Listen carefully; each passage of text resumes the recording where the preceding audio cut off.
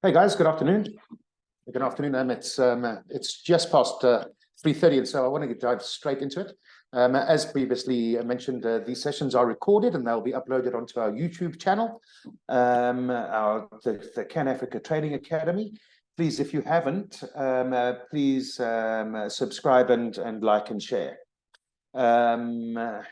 Today's session is training session 6, and this is where we start the fun stuff. This is when we start with THC. We have shared with you the patient information leaflet.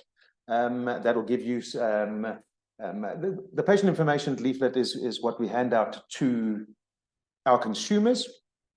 There's also a professionals information leaflet,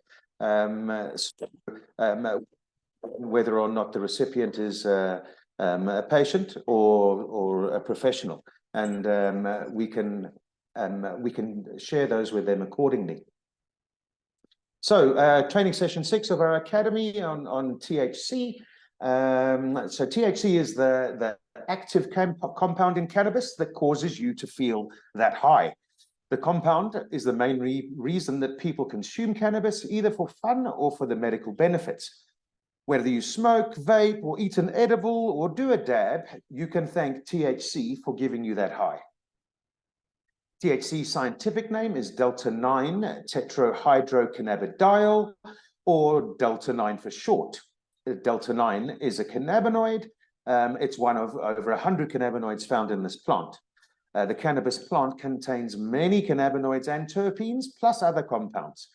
Cannabinoids in the plant are called phytocannabinoids, phyto meaning from the plant in Latin, and they interact with cannabinoids in the body that are called endocannabinoids.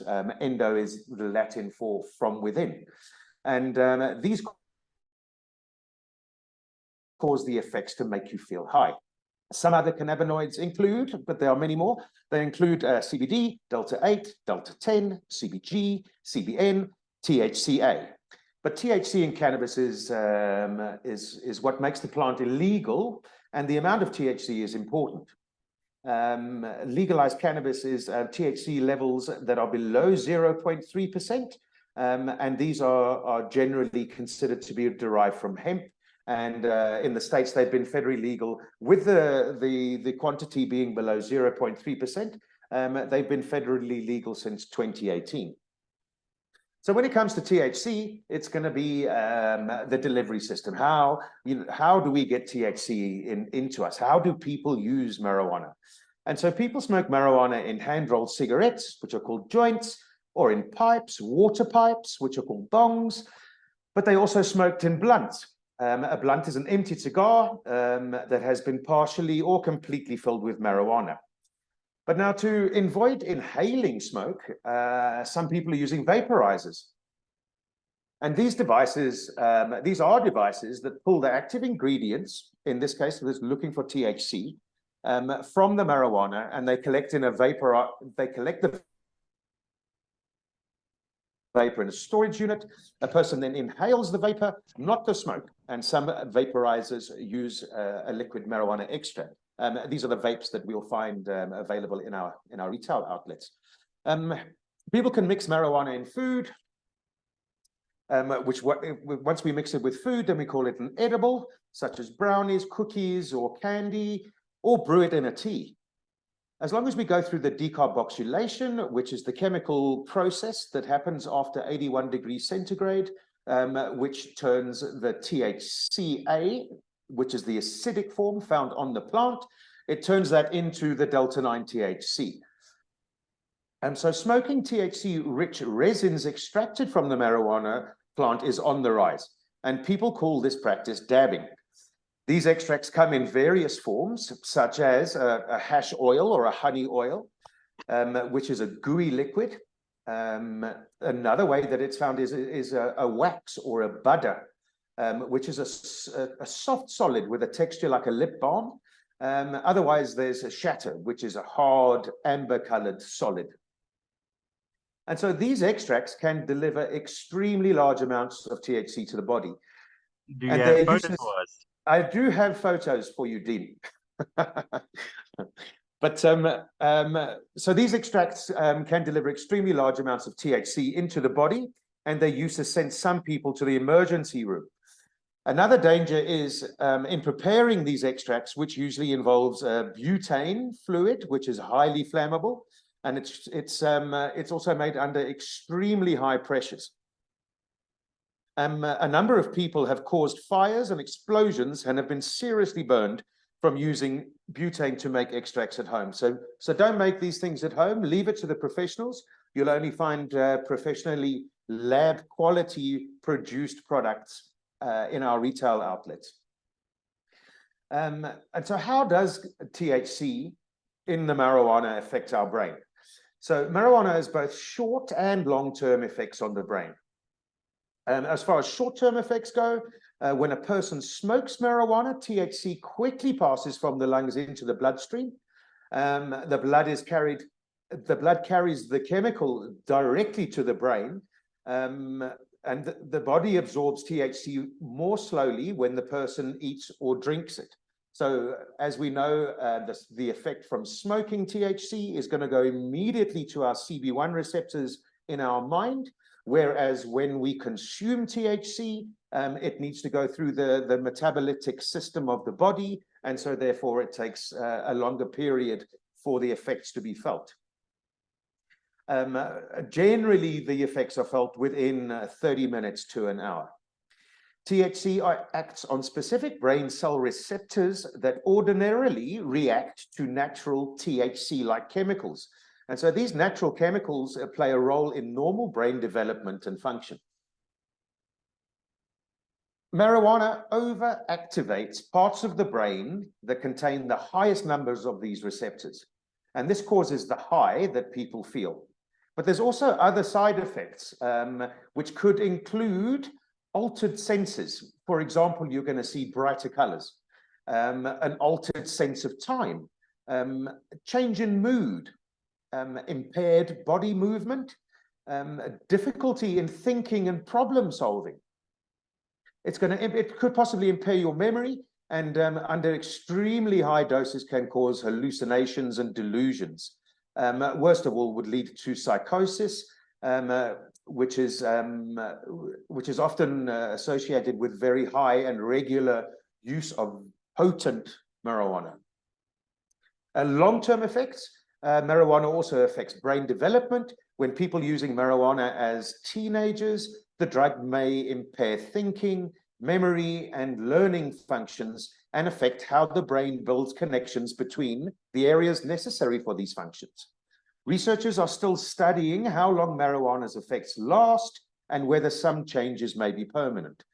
To give you an example, there's a study in New Zealand conducted in part by researchers at Duke University, showed that people who started smoking marijuana heavily in their teens and had an ongoing marijuana use disorder lost an average of 8 IQ points between the ages of 13 and 38. The lost mental abilities didn't fully return in those who quit marijuana as adults. And those who started marijuana as adults didn't show notable IQ declines. And so this is why we've taken the ground to not sell this compound to under 21 years. Most of the research leads us to believe that it can certainly impair the learning abilities from the age of 13 up. So we would strongly stand by our viewpoint of not selling THC to juniors. A big reason for this is the rise in the THC levels in the plants that we grow these days. And so the amount of THC in marijuana has been increasing steadily over the past few decades. For a person who's new to marijuana use, this might mean that exposure to higher THC levels with a greater chance of harmful reaction. Higher THC levels may explain the rise in emergency room visits involving marijuana use. And so anyone that's been through my training will know when it comes to edibles that we make it very clear to anybody buying our edibles that they need to give it 30 minutes to an hour in order for them to decide if they have the effects that they desire.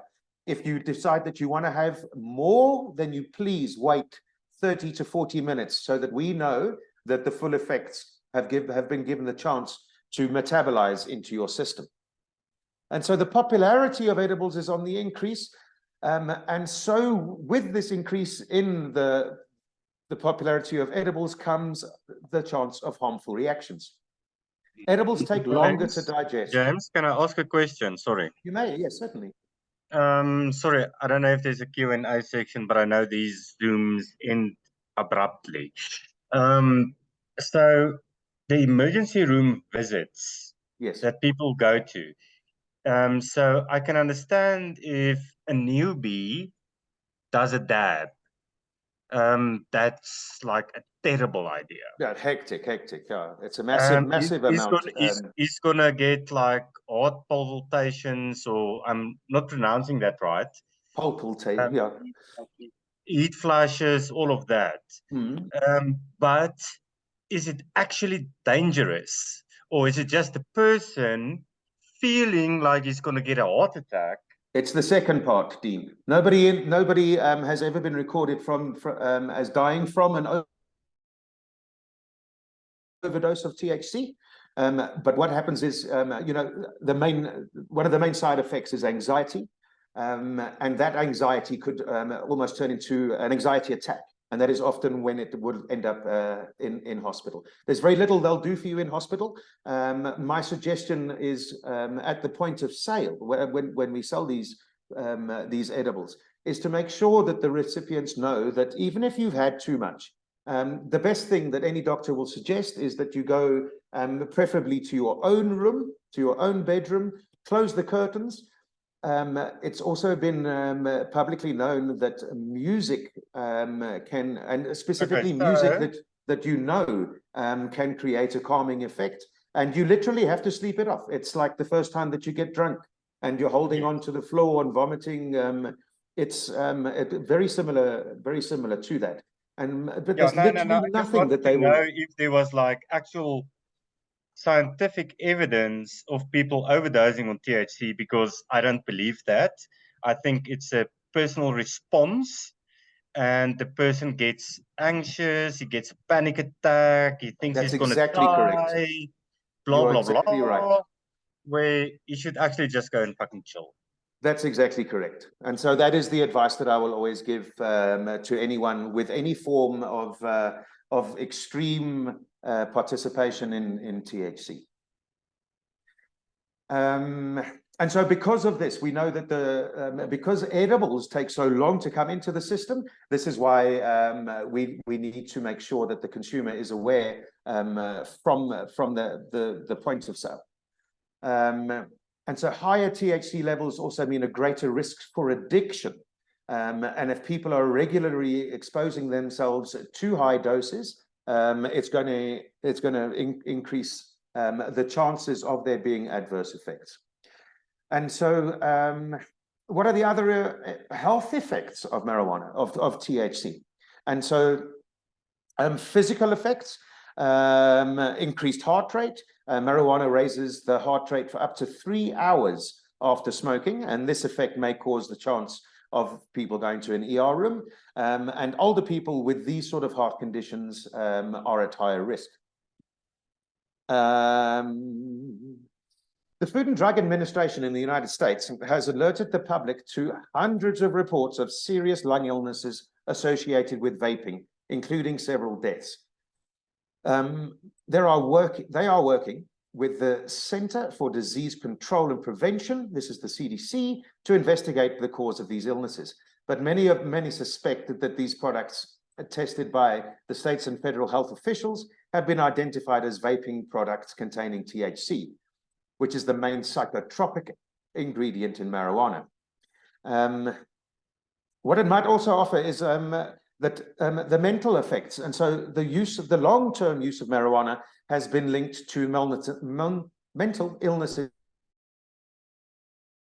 in some people, such as temporary hallucinations, temporary paranoia, or worsening symptoms in patients with schizophrenia, a severe mental disorder with symptoms such as hallucinations and paranoia and disorganized thinking. And then there's also a lot of talk about the effects of inhaling secondhand marijuana smoke. And so while it's possible to fail a drug test after inhaling secondhand marijuana smoke, it's highly unlikely. Studies show that very little THC is released into the air when a person exhales, and research findings suggest that unless people are in a very closed room, breathing in lots of smoke for hours at close range, then it's very, very likely that they will pass a THC test. And then similarly, it's unlikely that secondhand marijuana smoke would give non-smoking people in a confined space a high from passive exposure. So this is because the THC found in the plant interacts immediately into our bloodstream. And so it's because it's been absorbed into our bloodstream, when we breathe out, it is a superficial amount that is exhaled. And so how does marijuana affect a person's life? And so compared to those who don't use marijuana and those who frequently use large amounts, some of the following have been reported. A lower life satisfaction, poorer mental health, poorer physical health, and more relationships problems. People also report less academic and career success. For example, marijuana use is linked to a high likelihood of dropping out of school, and is also linked to more job absences, accidents, and injuries. So this is from extreme use of cannabis. And the only reason I'm mentioning these is because we need to know worst case scenario. And so, you know, these are often found in worst case 1 out of 10, but frequently these side effects are 1 out of 100. But if we're pre-armed with the data that we carry, we can make sure that we can dodge we can dodge the extreme use in circumstances when possibly people shouldn't be using massive amounts of THC. And then also, you know, it's been spoken of as it's a gateway drug. But the use of alcohol and tobacco and marijuana are likely to come before use of other drugs. Animal studies have shown that early exposure to addictive substances, including THC, may change how the brain responds to other drugs. For example, when rodents are repeatedly exposed to THC when they're young, they later show an enhanced response to other addictive substances, such as morphine or nicotine. Although these findings support the idea of marijuana as a gateway drug, the majority of people who use marijuana don't go on to use harder drugs. It's also important to note that other factors besides biological mechanisms, such as a person's social environment, are also critical in a person's risk for drug use and addiction. And so it is actually the complete opposite. It is not a gateway drug. There is an incredible amount of research going on currently. Hence our excuse me. Hence our public research trial to replace the use of opioids with cannabis. And so cannabis certainly isn't a gateway drug. It's not an entrance drug. It's more of an exit drug. And we're very much looking forward to the actual hard science facts that are coming out to prove this. And then can a person overdose on marijuana? In answer to Dean's question, an overdose occurs when a person uses enough of a drug to produce life-threatening symptoms or death. And there are no reports of teens or adults dying from marijuana alone. So just the use of marijuana, there are no reports of anyone dying. However, some people who use marijuana can feel some very uncomfortable side effects, especially when using marijuana products with very high THC levels. People have reported symptoms such as anxiety and paranoia, and in rare cases, an extreme psychotic reaction, which can include delusions and hallucinations. And then that could possibly seek them to go to seek treatment in an emergency room. And so while a psychotic reaction can occur following any method of use, emergency room responders have seen an increasing number of cases involving marijuana edibles. Some people, especially preteens and teens, who know very little about edibles don't realize that it takes longer for the body to feel the marijuana's effects when eaten rather than smoked. So they consume more of the edible, trying to get high faster, or thinking that they haven't had enough. In addition, some babies and toddlers have been seriously ill after ingesting marijuana or marijuana edibles left around the house. So, James, if I can add 5 cents to that, I think we seriously need to, I don't know if you just disappeared. Are you there?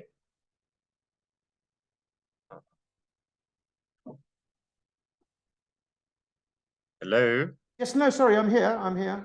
Oh, you're there. Okay, so I think we seriously need to educate people on the edible side, because, dude, you're going to put off all your customers if they don't understand how But edible works. you're also going to lose a customer for life. If you have this one Yes. bad experience, it's very unlikely that you're going to rush back in and say, okay, let me give it another go. No, you're not going to do that. Most people won't, because they'll try to eat a whole pack of gummies and think, oh, but this isn't doing anything. Let's have another pack. But Dean, it's very important for us to teach them right there Yes. at the cutting edge, is that you know, that's why our dosage is very, very important. We have very clearly marked on our labeling what their precise THC dosage is, and our explanation is always start low. You can always add on. You know, if you've consumed too much, you can't remove this. It's there for the long haul. And so always, please start low. And this doesn't necessarily mean it's not age driven, and it's also not size driven. You can also, you know, you could see a massive prop of a man walking towards you, but he could also still have a very low tolerance for THC. And so it's very crucial for us, for anyone that's first timers, beginners. They always need to start with small quantities. Give your body the chance to process that THC. And if you feel the need after 45 minutes to an hour, then you can always add. No, I would like to rephrase that. If you took an edible last night and it didn't work for you, because you wanted to get a nice night's sleep or whatever the purpose is of what you were trying to do, dude, leave it till tomorrow and push the quantity then. Don't even try to stagger it, because your metabolism might be a little bit slow. So now you're eating another one after 40 minutes and you're staggering the previous one that you took. Sure. But the point I'm getting across is that, that we always need to start with small doses, and then the next time that you consume, you might want to increase that dose until you find that little, you know, that perfect spot for you. Yes, I've been taking cannabis for over 30 years. I still have a very, very low tolerance, and I think 15 milligrams is my sweet spot. I have friends and colleagues that might take 50, even up to 100 milligrams. But that's entirely dependent on the way that your body reacts with this compound. Exactly. Yeah, the point I was trying to make is, rather don't tell them try it after 40 minutes, rather do it on your next dose. On your next time that you dose. Yes. Excellent, 100%. Which brings me to, is marijuana addictive? And so marijuana can lead to the development of a substance use disorder, a medical illness in which the person is unable to stop, even though it's causing health or social problems in their life. And so severe substance use disorders are known as addiction. Research suggests that between 9 and 30% of those who use marijuana may develop some degree of marijuana use disorder. And people who begin using marijuana before the age of 18 are 7 times more likely than adults to develop a marijuana disorder. I would then... So obviously, Delta-9, another name for THC, is the main compound in cannabis that gets you high.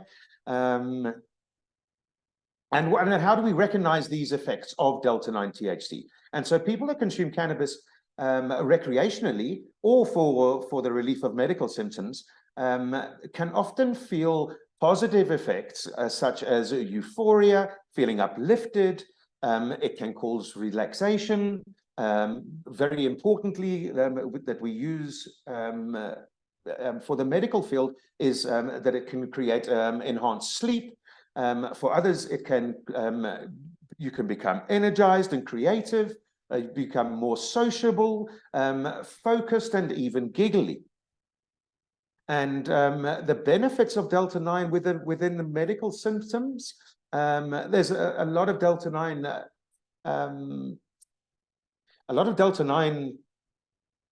papers that have medically been released, and these show that they treat symptoms but symptoms they don't cure. They treat symptoms for cancer, for glaucoma, for HIV/AIDS, for persistent muscle spasms, for seizures. They prevent severe nausea, and as we know that they're used for the treatment of pain.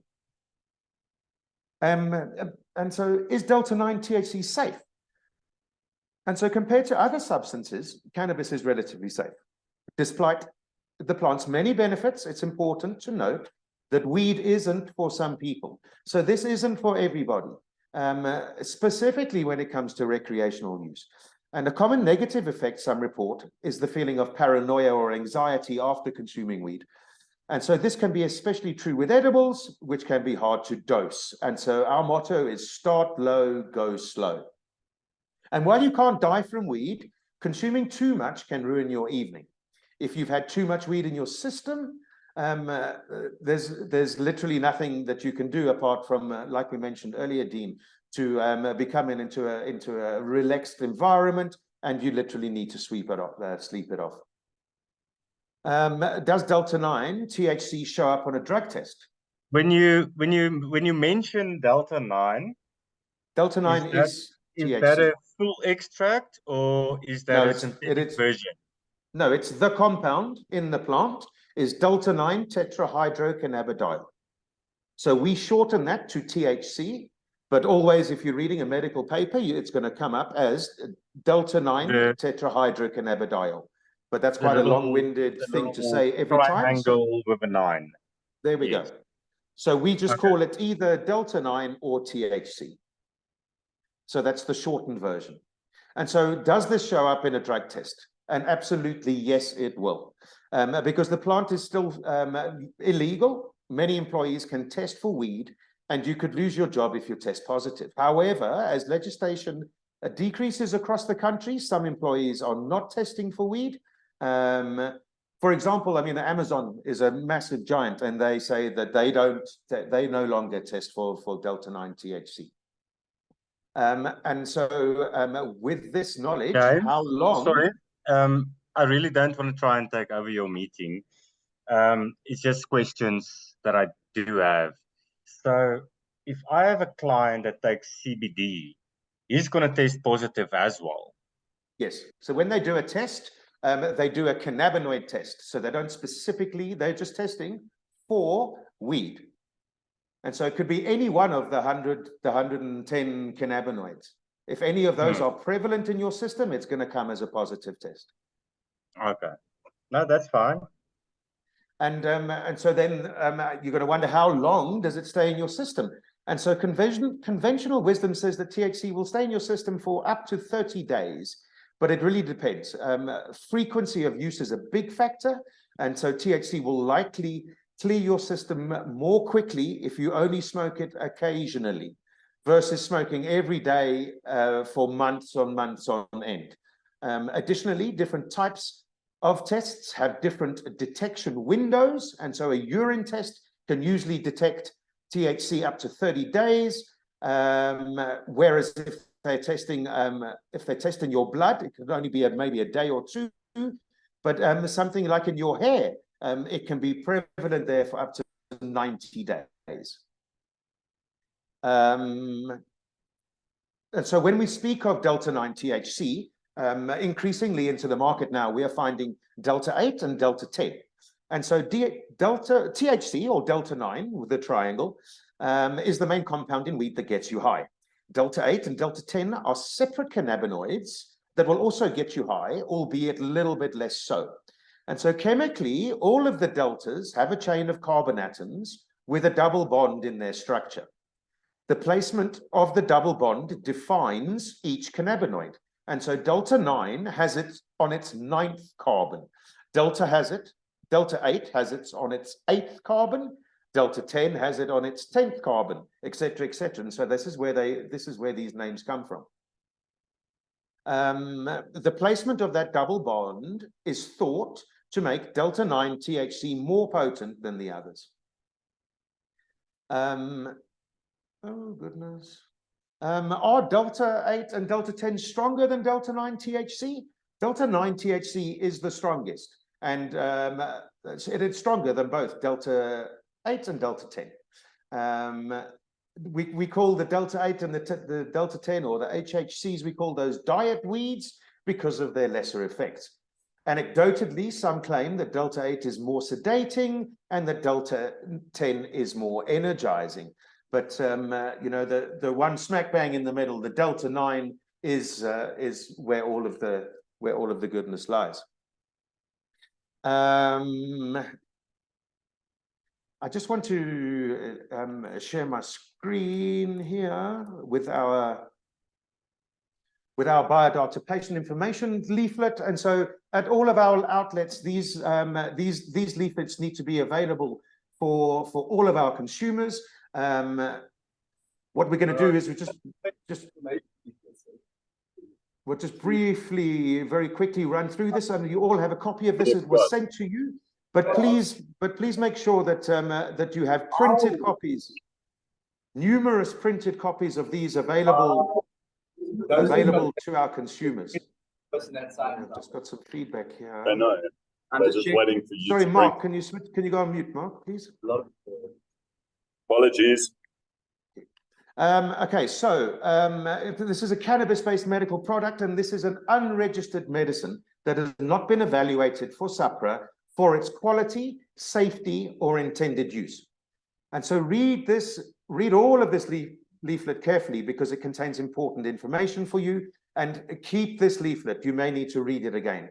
So please make sure that that you have printed copies of this available to all of those consumers that come to purchase any of our THC products. Just to give you an idea, what's in this leaflet is what is cannabis and what is it used for, the starting treatments, there's warnings and precautions, there's interactions with other medicines and cannabis-based medical products, there are possible side effects, the use of alcohol and cannabis-based medical products, the effects of your ability to drive and use machines. There is storage information, and there's also other safety information, including what to do in case of an overdose. And so please make sure that you have physical printed copies of this available for anybody that might need to use this. Dean, we've got 6 minutes if you want to do some quick question and answers. No, I would actually hope that our other participants would actually also raise questions and not just me. Yeah, this isn't the this section of the Training Academy isn't really that interactive. I was just trying to accommodate you. Oh, so I'm just being... You're just being Dean. Yes. But that's lovely. I mean, that's why we love you, Dean. And so okay, no, I've got nothing. Okay, does anybody else? We only have a few moments, and I just want to just see if anybody has anything there. Otherwise, I can just... Okay, we're just going to continue here for a few moments. And so cannabis sativa is a herbal drug. It contains chemicals called cannabinoids, and there's more than 100 of these cannabinoids found in the plant. But THC, Delta 9 tetrahydrocannabidiol, and CBD, which is cannabidiol, are the most well studied. THC is believed to be the main cannabinoid responsible for the plant's psychoactive effect. And cannabinoids in cannabis By binding to specific sites in the brain, cannabis may have positive effects in the treatment of a number of ailments. And these could be multiple sclerosis, nerve pain, nausea, vomiting, and mood disorders. But it's important to note that cannabis and cannabis-based medical products have not been subjected to the same rigorous safety and quality and efficacy standards that are in place for medicines. Nor are the producers of such cannabis-based medical projects subject to the same responsibilities as the marketing authorization holders for authorized medicines. So this leaflet is not specific to the cannabis-based product you have been prescribed, but it contains some general information about cannabis-based products for medical use, which may be helpful. If you have any specific concerns on the use of cannabis-based product, please refer to your doctor for medical advice.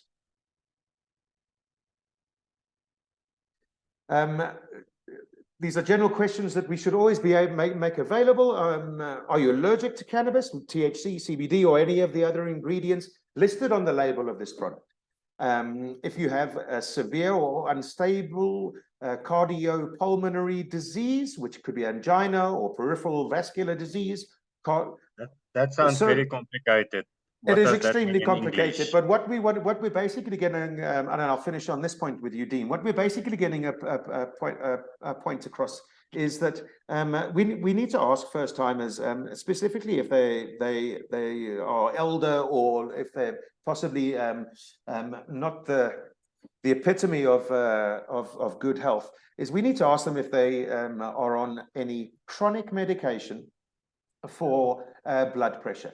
Not that there are contraindications with THC, it's just because that person has become a very high risk person. And so if they have any changes, which they think could be from the THC, then as a high risk patient, we would advise that they would rather consult with their doctor first.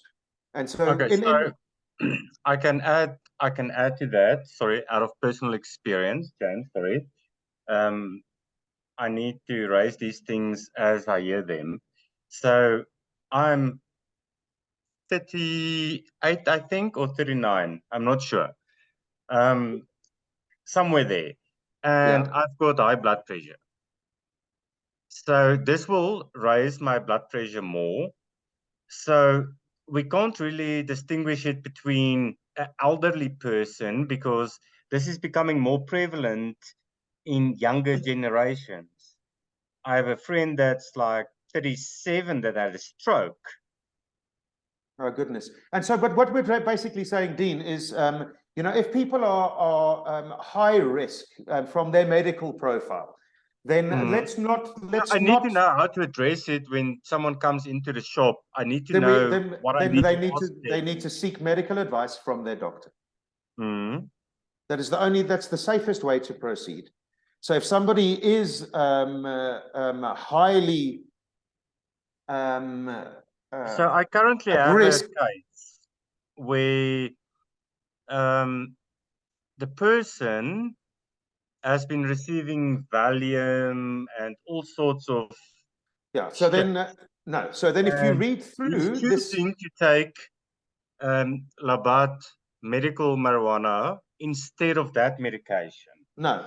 We are not medical professionals. No, I know that, but how do you address here, if you look at your screen now, you'll see medication with potential interaction. And so if you read down to antidepressants, so if they are on any of these antidepressants, then we would suggest that they seek medical advice before they come to purchase for recreational use. And so you'll see this medication with purchasing it for recreational use. For the management of pain. Yeah, so they're leaving the Valium and rather using our product. But we would never give them that advice, Dean. If somebody is on any of these, look at this, a huge list here. Anti-epileptics, anti-infectives, antipsychotics, antispasticity, if they're on mood stabilizers, you know, all of these products, please seek medical advice from your practitioner. We can't offer that. We can't offer. But we do need to give a client some sort of advice, which I know we're not qualified for in the medical profession.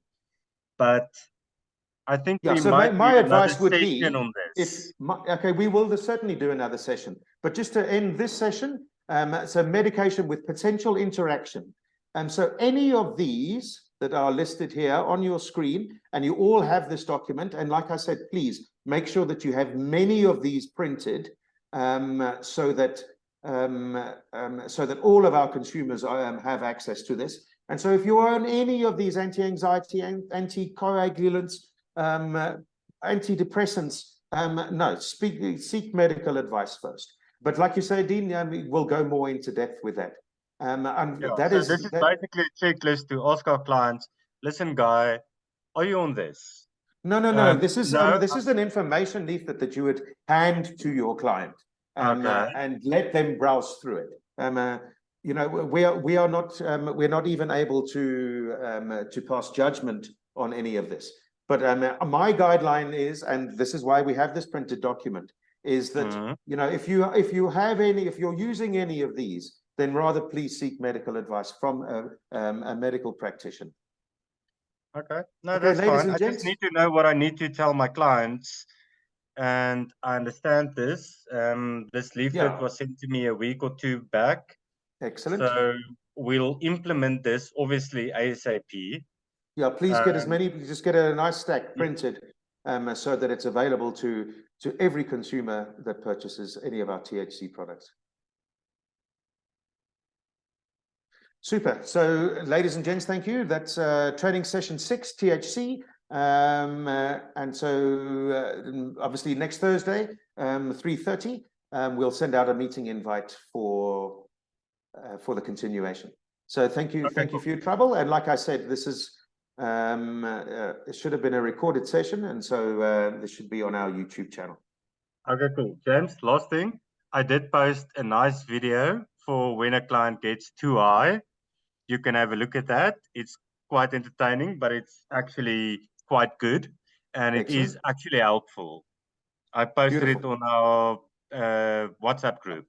Beautiful. Definitely get there. Thank you so much. Thanks so much, guys. Cool. Thanks, James. Bye. Thank you.